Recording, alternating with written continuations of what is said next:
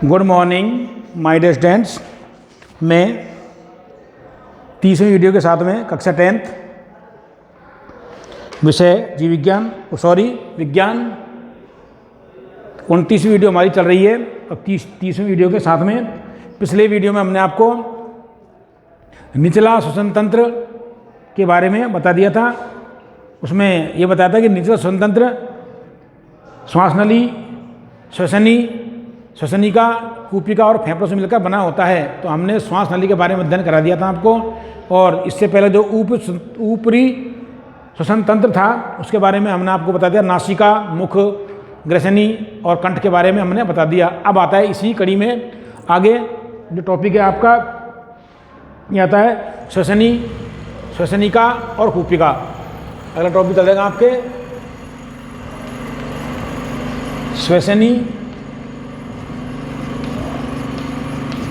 श्वसनिका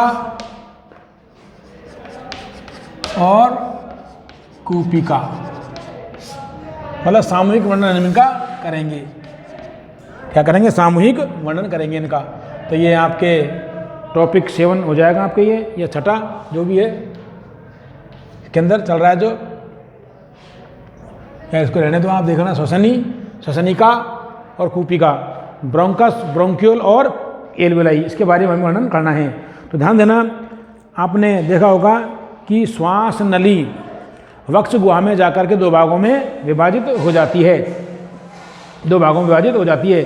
तो उसका हम एक डायग्राम देखते हैं। तो इधर ध्यान से देखना, तो मैं आपको बना रहा हूँ डायग्राम अभी।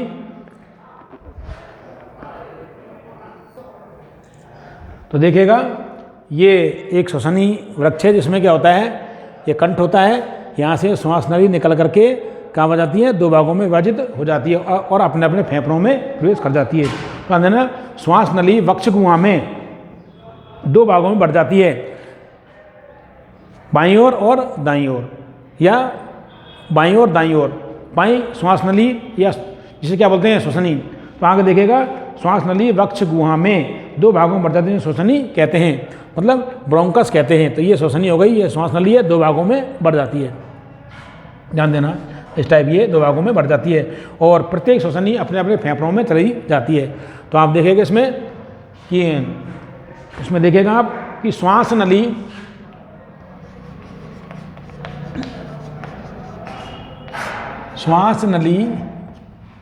वक्ष गुहा में जाकर, श्वास नली वक्ष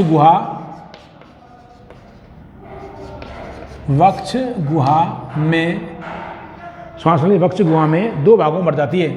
वक्ष गुहा में 2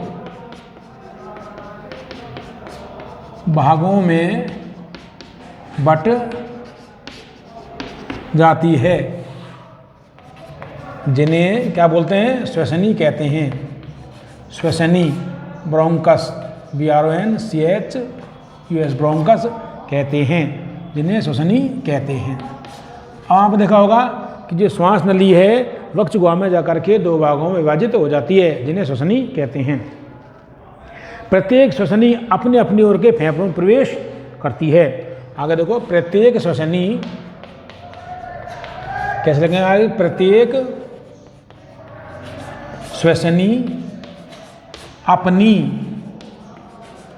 अपनी ओर के फेफड़ों में प्रवेश करती है। इसको एक बार समझ लें, ध्यान देना। श्वास नली वक्ष गुहा में जाकर के 2 भागों में विभाजित हो जाती है, जिन्हें श्वसनी कहते हैं। प्राथमिक श्वसनी या द्वितीय श्वसनी कहते हैं। वक्ष गुहा में ये श्वसनी जो होती है प्रत्येक ओर के अपने अपने फेफड़ों में चली जाती है। अब ये श्वसनी फेफड़ों में विभाजित एवं उपविभाजित होकर के, मतलब लगातार उपविभाजित होकर के क्या बनाती है, श्वसनिकाएँ और अंतः श्वसनिकाएँ विभाजित हो जाती है। टर्मिनल श्वसनिकाएँ, और आगे जाकर के कहाँ खुलती हैं, कूपिका में जाकर के खुल जाती हैं। और इसके बारे में अध्ययन देखते हैं। तो ये इस प्रकार एक क्या बनाती है, श्वास नली फेफड़ों में जाकर के अनेक श्वसनिकाओं, अंतः श्वसनिकाओं और कूपिकाओं में जाकर के एक श्वसनी वृक्ष का निर्माण करती हैं। इन कूपिकाओं में ही वायु का आदान प्रदान होता है, अर्थात O2 और CO2 का एक्सचेंज होता है रक्त के माध्यम से। इसमें जो ये कूपिकाएँ होती हैं, इनमें इनकी जो भित्ति होती है उसमें अनेक प्रकार की या अनेक केशिकाओं का जाल होता है, जो जिनमें रक्त लगातार प्रवाहित होता रहता है और इन रक्त के माध्यम से O2 और CO2 का एक्सचेंज होता है। इसमें आप देख लें, मानव के प्रत्येक फेफड़े में, मैंने आपको बताया, श्वास नली वक्ष गुहा में 2 भागों में विभाजित हो जाती है, मतलब वक्ष गुहा में जाकर 2 भागों में विभाजित हो जाती है या 2 भागों में बढ़ जाती है, जिन्हें श्वसनी कहते हैं। प्रत्येक श्वसनी अपनी अपनी ओर के फेफड़ों में प्रवेश करती है। अगर देखो फेफड़ों में ध्यान देना, क्या कहता है कि प्रत्येक या मानव के प्रत्येक फेफड़े में, मानव के प्रत्येक फेफड़े में, मानव के प्रत्येक फेफड़े में एक श्वसनी प्रवेश करती है, एक श्वसनी प्रवेश करती है। जैसे दाईं ओर के फेफड़े में दाईं श्वसनी और बाईं ओर के फेफड़े में बाईं श्वसनी। अगर लिखो, फेफड़ों में या फेफड़ों के अंदर, फेफड़ों के अंदर लगातार, फेफड़ों के अंदर श्वसनी लगातार उपविभाजित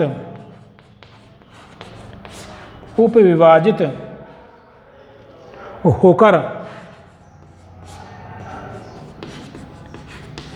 द्वितीयक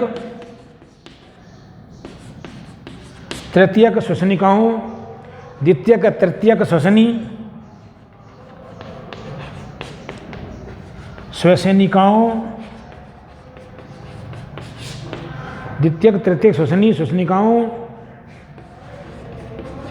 और कूपिकाओं और अंतस्थ श्वसनिकाओं, लास्ट में आ जाती हैं अंतस्थ श्वसनिकाओं, ये जाती है अंतस्थ श्वसनिकाओं और अंतस्थ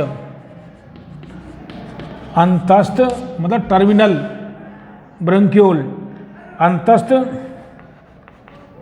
श्वसनिकाओं में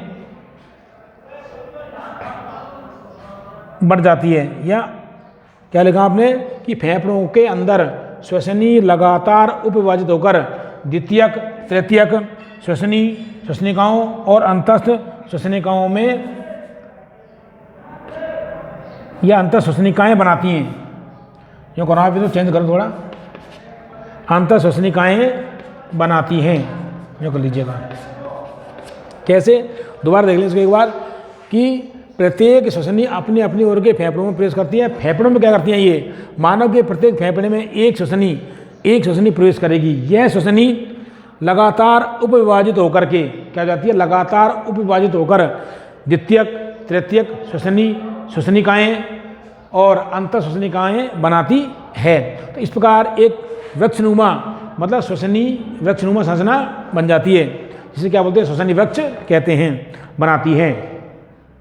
अतः क्या होता है, श्वसनी एवं श्वसनिकाएँ मिलकर एक वृक्षनुमा संरचना बनाती हैं। अतः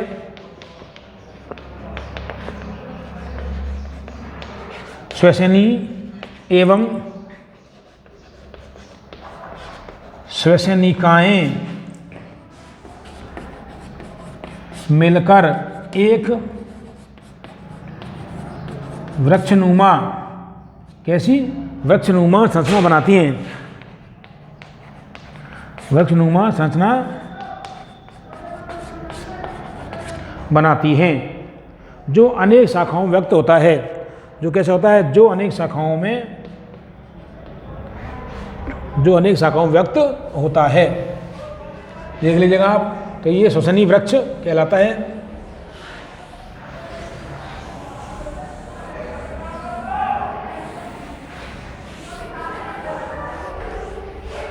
तो देखिएगा ध्यान से कि अनेक शाखाओं में व्यक्त होता है। इन शाखाओं के अंतिम छोर पर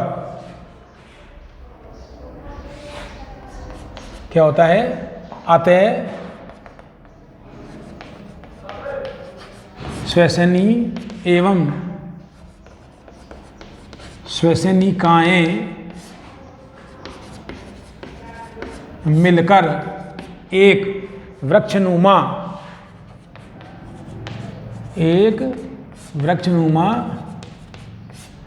संरचना बनाती हैं।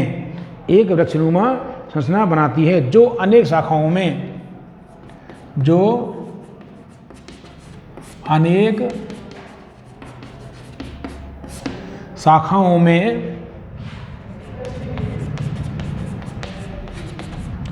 विभाजित होता है। मतलब श्वसनी एवं श्वसनिकाएं मिलकर एक वृक्षनुमा संरचना बनाती हैं। ध्यान देना, तो ये देख लीजिएगा, वृक्षनुमा संरचना है जो अनेक शाखाओं में विभाजित होता है। इन शाखाओं के अंतिम छोर पर, ये देखिए शाखाएं, इन शाखाओं के अंतिम छोर पर एक गोल गोल संरचना पाई जाती है जिसे कूपिका कहते हैं। अंतिम छोर पर कूपिकाएं पाई जाती हैं। आगे देखो, इन शाखाओं के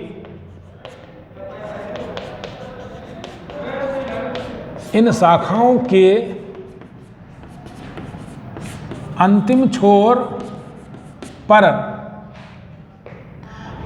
छोर पर कूपिकाएं पाई जाती हैं। क्या पाई जाती हैं?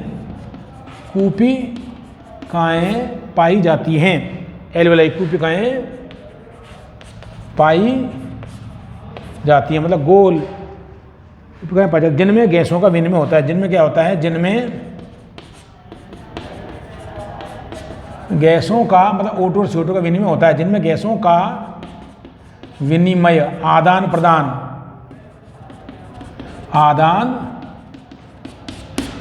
होता है। तो ध्यान देना, इस प्रकार जो ये श्वसनी होती है वो फेफड़ों में जाकर के लगातार उपवाजित हो जाती है और उपवाजित होकर के अनेक शाखाओं युक्त वृक्षनुमा संरचना बनाती हैं जिनके अंतिम सिरे पर गोल या अंडाकार फूली हुई संरचना पाई जाती है जिसे कूपिका कहते हैं। और इन कूपिकाओं में अंतस्थ रक्त केशिकाएं पाई जाती हैं जिनमें लगातार रक्त का प्रवाह होता रहता है। और इन्हीं कूपिकाओं के माध्यम से क्या होता है? O2 और CO2 का आदान प्रदान होता है। अब आता है जो टॉपिक है फेफड़े। दूसरा भाग जो इसका आता है फेफड़े।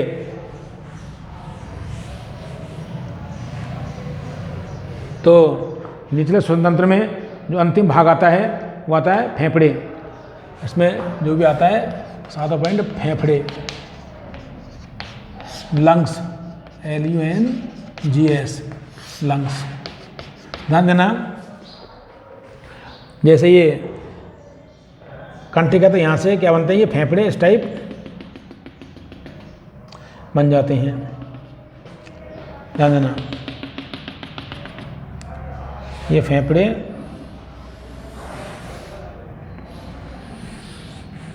ये देखिएगा इस टाइप, ये फेफड़ा, तो फेफड़ों में ये पाई जाती हैं। गौर से देख रहे हैं इसको, आपको डायग्राम मैंने पहले ही बनवा दिया है। ये देखिएगा, ये फेफड़ों की स्ट्रक्चर हो गई। तो फेफड़े कैसे होते हैं मानव में? 2 प्रकार के होते हैं। एक जोड़ी होते हैं, दायां फेफड़ा 3 भागों में बटा होता है। इसमें आप देख लें एक बार, फेफड़े मानव की वक्ष गुहा में हृदय के पास, यहाँ हृदय होता है, इधर यहाँ पर होता है, जो बाएं फेफड़े में हल्का सा धंसा होता है, इससे बायां फेफड़ा थोड़ा दबा हुआ होता है। तो आगे देखिए, फेफड़े मानव की वक्ष गुहा में हृदय के पास एक जोड़ी कोमल, स्पंजी एवं गुलाबी रंग के फेफड़े होते हैं। ये फेफड़े 2 फुफ्फुसीय आवरण द्वारा घिरे होते हैं जिन्हें प्लूरा कहते हैं। इन फेफड़ों के आवरण में या इन फुफ्फुसीय आवरण के मध्य उपस्थित गुहा को प्लूरल गुहा कहते हैं। इस प्लूरल गुहा में प्लूरल द्रव भरा रहता है जो फेफड़ों की बाह्य आघातों से रक्षा करता है और फेफड़ों गुहा को पचकने से बचाता है। तो आगे देखिएगा, दायां फेफड़ा 3 भागों में बटा होता है। जैसे आप इसके ज़्यादा छोटी से बनाए आपको आराम से ही हो, देखिएगा ये श्वास नली थैले पा जाते हैं ये, तो यहाँ से फेफड़े देखो ये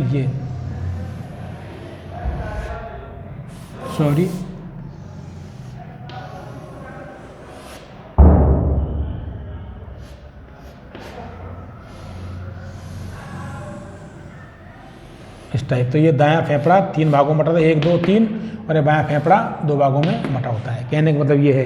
तो आप देखिएगा इस टाइप स्ट्रक्चर होता है।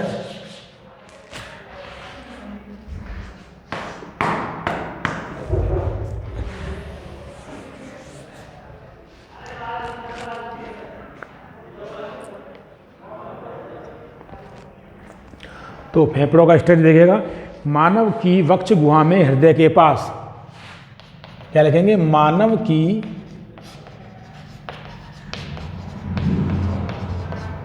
वक्ष गुहा में, मानव की वक्ष गुहा में हृदय के पास एक जोड़ी, कितने, एक जोड़ी कोमल स्पंजी, एक जोड़ी कोमल स्पंजी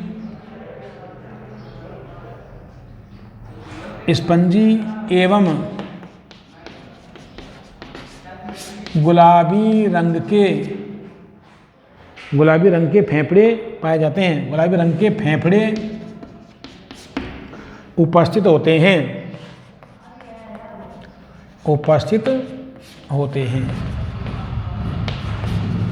तो देखिए पहला पॉइंट क्या है कि मानव की वक्ष गुहा में कहाँ पर, हृदय के पास एक जोड़ी कोमल स्पंजी एवं गुलाबी रंग के फेफड़े उपस्थित होते हैं। ध्यान देना। आगे देखिएगा। Welcome back my dear student. समूहन की इनका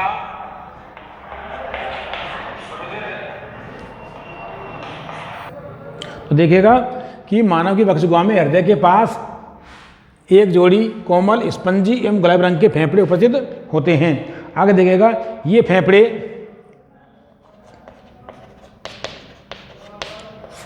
फेफड़े दो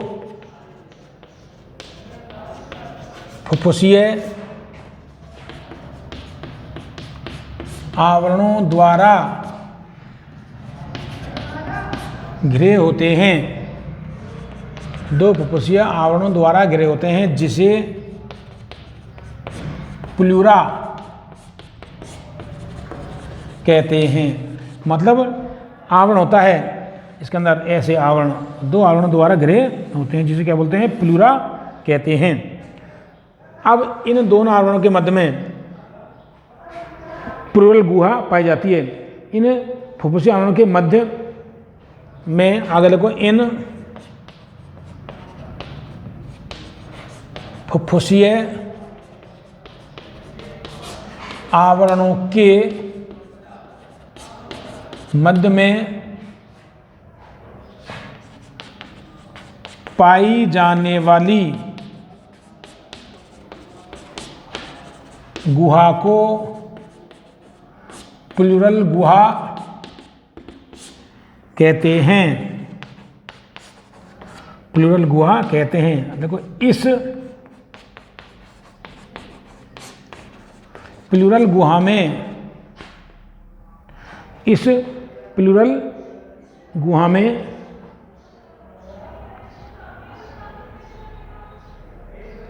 प्लूरल द्रव भरा रहता है। प्लूरल द्रव भरा होता है जो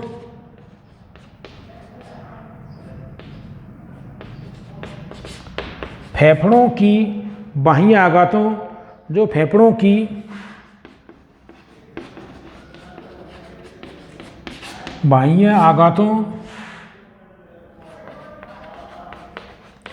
से रक्षा करता है और यह गुहा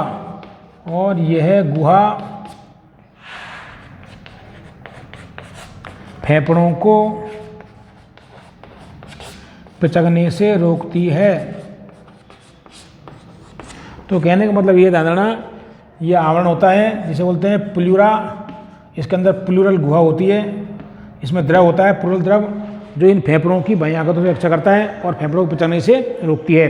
तो कहने का मतलब ध्यान देना, फेफड़ों का जो स्ट्रक्चर होता है कहाँ पाया जाता है? मानव की वक्ष गुहा में हृदय के पास एक जोड़ी फेफड़े पाए जाते हैं जो कैसे कोमल, स्पंजी एवं गुलाबी रंग के होते हैं। ये फेफड़े दो फुफ्फुसीय आवरणों द्वारा घिरे होते हैं जिसे प्लूरा कहते हैं। इन फुफ्फुसीय आवरणों के मध्य में पाई जाने वाली गुहा को प्लूरल गुहा कहते हैं। इस प्लूरल गुहा में प्लूरल द्रव भरा रहता है जो फेफड़ों की बाह्य आघातों से रक्षा करता है और जो ये प्लूरल गुहा होती है फेफड़ों को पिचकने से रोकती है। अब ध्यान देना, बायां फेफड़ा और दायां फेफड़ा अनेक पिंडों में विभाजित होता है, जिन्हें देखिएगा तो देखिएगा इसमें कि दायां फेफड़ा 3 और बायां फेफड़ा 2 पालियों में बना होता है। ध्यान देना, इसमें दायां फेफड़ा 3 और बायां फेफड़ा 2 पालियों में बटा होता है। 2 पालियों में बटा होता है। प्रत्येक फेफड़ा असंख्य श्वसनियों, कूपिकाओं, रक्तवाहिकाओं। अब ध्यान देना, आगे देखो कि दायां फेफड़ा 3 पालियों में और बायां फेफड़ा 2 पालियों में बटा होता है या पालियों से बना होता है। आगे देखो, प्रत्येक फेफड़ा असंख्य श्वसनियों या श्वास नलियों, श्वसनियों, कूपिकाओं, रक्तवाहिनियों, रसिकाओं, स्पंद तंतुओं आदि का बना होता है। तो देखो, प्रत्येक फेफड़ा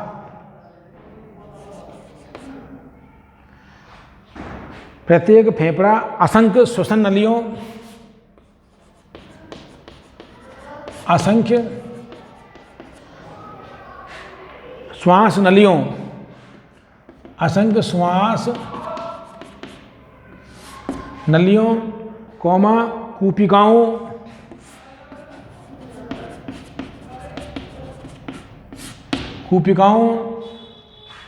रक्त वाहिनियों,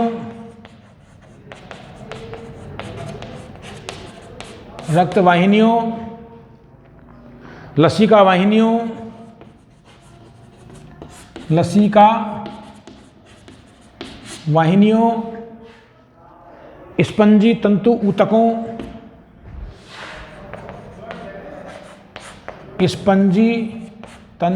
ऊतकों, और झिल्लियों तथा कोशिकाओं से बना होता है। तंतु ऊतकों, झिल्लियों और कोशिकाओं से बना होता है। ध्यान देना कि दायां फेफड़ा 3 और बायां फेफड़ा 2 पालियों में विभाजित होता है या बना होता है या बटा होता है। प्रत्येक फेफड़ा असंख्य श्वास नलियों या श्वसनियों, कूपिकाओं, रक्तवाहिनियों, लसिका वाहिनियों, स्पंजी तंतु ऊतकों, झिल्लियों और कोशिकाओं से मिलकर बना होता है। कूपिका एक कीपनुमा संरचना होती है। कूपिका कैसी होती है? आप कूपिका के बारे में आ जाइए। कूपिका एक कीपनुमा कैसी होती है? कीपनुमा संरचना होती है। कूपिका एक कपनुमा, कप लाइक स्ट्रक्चर। कूपिका एक कप नुमा संरचना होती है जिसकी भित्ति में, ध्यान देना, जो अंतस्थ श्वसनिकाओं के अंतिम सिरे पर पाई जाती है। जो अंतस्थ श्वसनिकाओं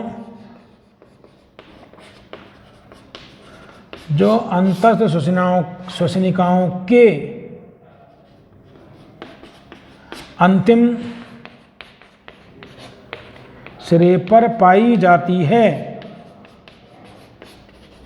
कहाँ पाई जाती है? अंतिम सिरे पर पाई जाती है। लास्ट में ध्यान देना, ये अंतः श्वसनिकाएं, इनके अंतिम सिरे पर कूपिकाएं पाई जाती हैं, कप लाइक स्ट्रक्चर होती है। आगे देखिए कूपिकाओं की पतली भित्ति में, आप ध्यान देना आगे कि इन कूपिकाओं की पतली भित्ति में असंख्य क्या होती है, रक्त केशिकाओं का जाल होता है जिनमें लगातार रक्त प्रवाहित होता रहता है। तो ध्यान देना कूपिकाओं की पतली भित्ति में रक्त केशिकाओं का जाल पाया जाता है। इन कूपिकाओं की भित्ति में असंख्य रक्त केशिकाओं,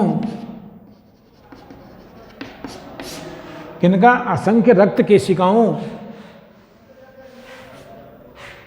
ये लिखो असंख्य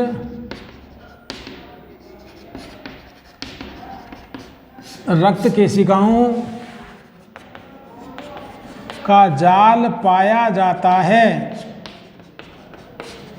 मतलब इनमें असंख्य केशिकाओं का जाल पाया जाता है, असंख्य केशिकाओं का जाल पाया जाता है जिनमें रुधिर एक सतत प्रवाह के रूप में बहता है, जिनमें रुधिर एक सतत परत के रूप में बहता रहता है। मतलब एक लगातार परत के रूप में बहता रहता है। केशिकाएं प्रवाहित रुधिर से गैस के विनिमय में सहायक होती हैं। ध्यान देना ये केशिकाएं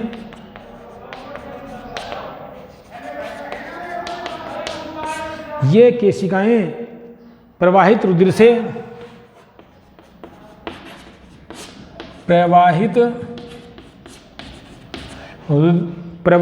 से गैसों के विनिमय में सहायक होती हैं,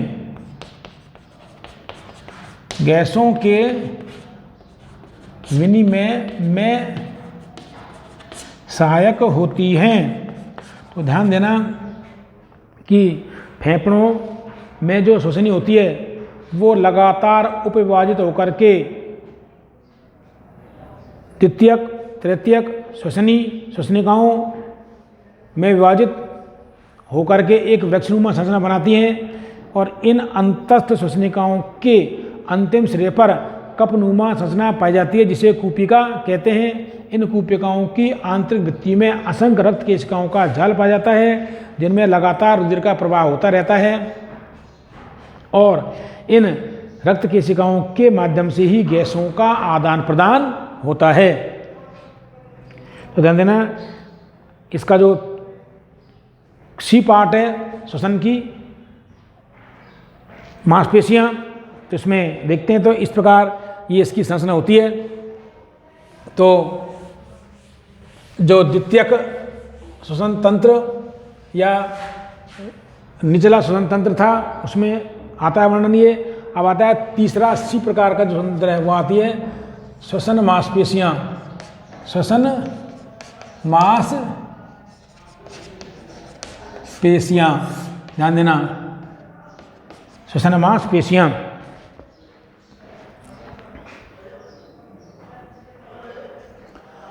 तो इनके बारे में अगले टॉपिक में आपको चर्चा कराएंगे श्वसन मांसपेशियों के बारे में।